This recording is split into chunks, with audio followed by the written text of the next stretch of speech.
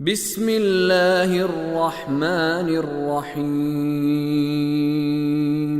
أرأيت الذي ينهى عبدا إذا صلى أرأيت إن كان على الهدى أو أمر بالتقوى أرأيت إن كذب وتولى ألم يعلم بأن الله يرى صدق الله العلي العظيم۔ آیت نمبر 9 سے لے کر آیت نمبر 14 کے ترجمے کی طرف توجہ فرمائیں گے۔ آیت نمبر 9 میں خداوند عالم فرماتا ہے أرأيت الذي ينهى، کیا آپ نے غور کیا اس شخص کے بارے میں کہ جو روکتا ہے۔ آیت نمبر 10 عبدن اذا صلی، ایک بندے کو، ایک عبد کو جب وہ عبادت کرنے لگے، جب وہ نماز پڑھنے لگے۔ آیت نمبر 11 ارأیت ان کان علی الہدی، کیا آپ نے غور کیا اگر وہ شخص کہ جسے روکا جا رہا ہے وہ ہدایت پر ہو۔ آیت نمبر 12 او امر بالتقوی، یا تقوی کا امر کر رہا ہو، اللہ کی نافرمانیوں سے بچنے کا اور اللہ کی اطاعت کرنے کا امر کرتا ہو اور حکم دیتا ہو۔ آیت نمبر 13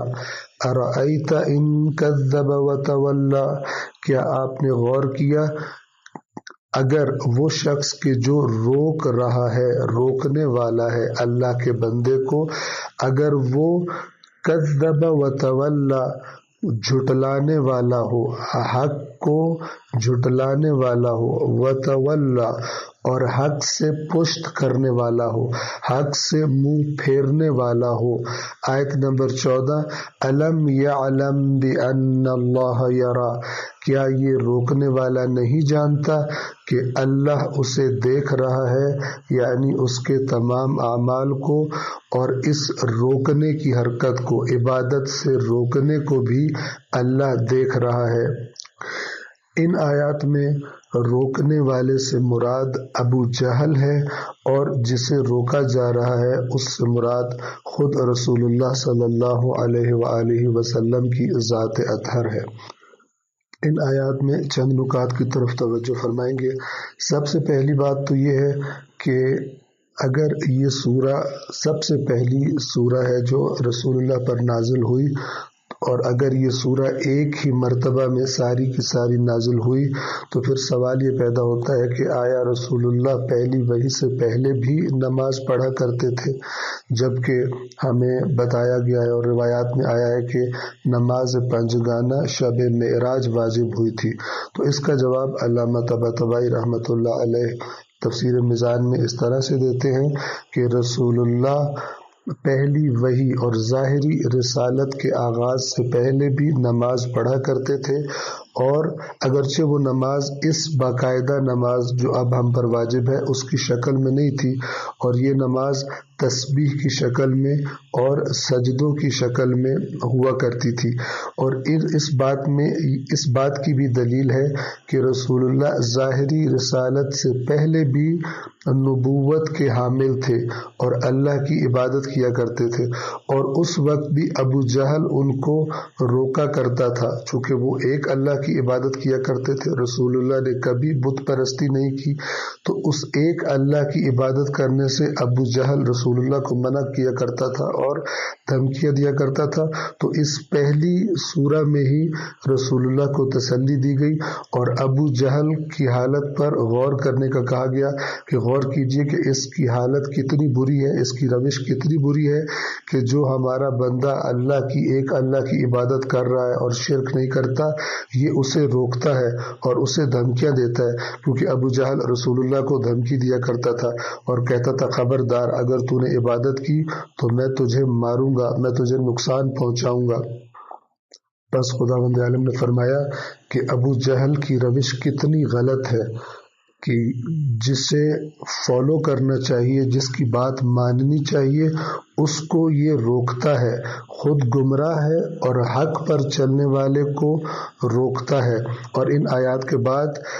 چونکہ ابو جہل کو سخت عذاب کی دھمکی دی گئی ہے تو گویا یہ آیات اس دھمکی کا مقدمہ اور اس عذاب کے سبب کو بیان کر رہی ہیں کہ کیوں اس کو عذاب کیا جائے گا، اس لیے کہ یہ ہمارے بندے کو تقوی کا امر کرنے سے اور نماز پڑھنے سے اور لوگوں کو ہدایت کرنے سے روکتا ہے، جو کہ انتہائی قبیح اور برا کام ہے۔ ایک اور نقطہ پچھلی آیات سے ان آیات کے رابطے کے بارے میں، پچھلی آیات میں جو فرمایا تھا کہ انسان سرکشی کرتا ہے جب وہ اپنے آپ کو اللہ سے بے نیاز سمجھنے لگتا ہے،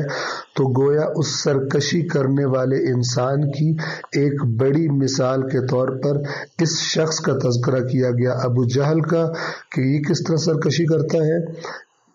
کہ اللہ کے بندے کو اللہ کی عبادت کرنے سے روکتا ہے۔ تو یہ رابطہ ہے پچھلی آیات میں اور ان آیات کے درمیان، جو کہ یہ بھی ظاہر کرتا ہے کہ یہ تمام کی تمام سورہ ایک ہی دفعہ میں نازل ہوئی تھی اور ٹکڑوں میں نازل نہیں ہوئی۔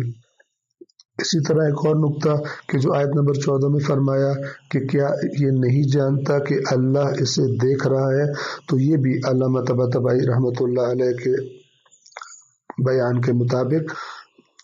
مشرکین مکہ کا اعتقاد تھا کہ تمام چیزوں کا خالق اللہ کی ذات ہے، اور وہ یہ بھی اعتقاد رکھتے تھے کہ چیزوں کا خالق اپنی بنائی ہوئی چیزوں کے بارے میں علم رکھتا ہے، لہٰذا یہ بات انہی کے اعتقاد کے مطابق تھی جو اس آیت میں بیان ہوئی کہ تم لوگ جانتے ہو، یہ لوگ جانتے ہیں مکہ والے کہ اللہ ان کے اعمال کو دیکھ رہا ہے، تو پھر بھلا کس طرح اس کی جرأت ہوئی کہ اس خالق کی عبادت کرنے سے اس کے بندے کو روکے۔ اور آخر میں نبی اور رسول، نبوت اور رسالت کے فرق پر توجہ فرمائیں گے۔ نبی اور رسول میں یہ فرق ہے کہ نبی اس ہستی کو کہا جاتا ہے جس کے پاس اللہ کی طرف سے آئی ہوئی خبر موجود ہو، اللہ کی طرف سے آیا ہوا علم موجود ہو،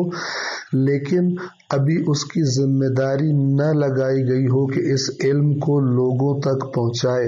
نبی کا معنی ہوتا ہے خبر رکھنے والا، جس کے پاس خبر موجود ہو۔ رسالت سے مراد اس خبر کو لوگوں تک پہنچانے کی ذمہ داری ہے۔ رسول یعنی جو لوگوں کی طرف بھیجا گیا ہو، اللہ کی طرف سے آنے والی خبریں لوگوں تک پہنچانے پر مأمور کیا گیا ہو، اس کی ذمہ داری لگا دی گئی ہو۔ اور جیسا کہ میں نے عرض کیا کہ اس سورہ کے نازل ہونے سے پہلے بھی گویا رسول اللہ کی عبادت کیا کرتے تھے، جس سے ابو جہل ان کو روکا کرتا تھا، اور ان آیات میں دلیل موجود ہے کہ رسول اللہ ظاہری رسالت ملنے سے پہلے بھی نبوت کے عہدے پر فائز تھے۔ والسلام علیکم ورحمۃ اللہ وبرکاتہ۔